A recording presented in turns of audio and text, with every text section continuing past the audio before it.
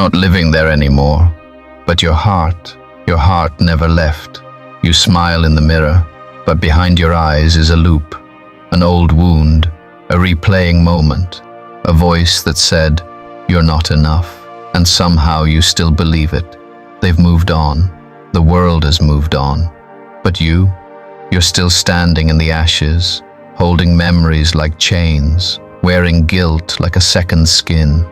You thought time would fix it, but time just taught you how to function with the pain. You pray, but you feel unworthy. You worship, but you feel disconnected. You try to move forward, but the past has its fingers wrapped around your ankles, whispering, "You don't deserve to heal." But let me ask you this. What if God isn't asking you to forget, but to finally let Him carry what's too heavy for you? You've been trying to fix it by yourself. You've journaled, cried, fasted, talked to friends, maybe even gone silent, hoping the pain would fade. But it hasn't, because healing doesn't come from pretending the past never happened. It comes from inviting God into it. He doesn't flinch at your mess. He doesn't walk away from the parts of your story that still haunt you at night. He walks into them. He steps into the very moment you keep replaying, not to condemn it, but to redeem it. Jesus doesn't just offer forgiveness for what you did. He offers freedom from what's still holding you. And you may think, but I don't even know who I am without the shame, without the regret. Exactly. That's why He came. To remind you that your past might explain you, but it doesn't define you. He's not waiting for you to get over it. He's waiting for you to give it to Him. You might still carry the guilt like it happened yesterday. The memory flashes back at random moments, in a song, in a place, in the silence before sleep. And every time it whispers the same lie. This is who you are. But Jesus doesn't agree. He says, "You are not what you've done. You're not what's been done to you. You are who I say you are." And He calls you loved, chosen, free, new, not someday, right now. Even if you still feel broken, even if the scars still ache, because grace isn't reserved for the healed. It's how the healing begins. And when He looks at you, He doesn't see damage. He sees someone worth restoring. So don't hide from Him. He already knows. And He hasn't changed His mind about you. You've tried to move on, to pretend the past didn't happen. You've buried it under work, laughter, relationships, but it keeps finding its way back, not to punish you, but maybe to be finally healed.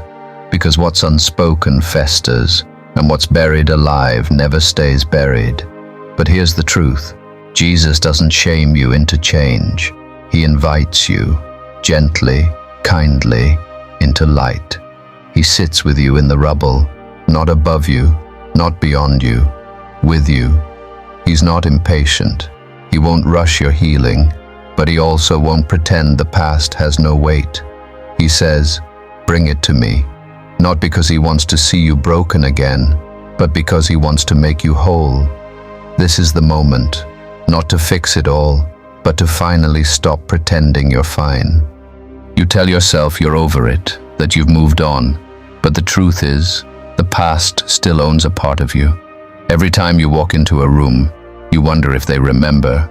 Every quiet moment becomes an echo of what you did, or what happened to you.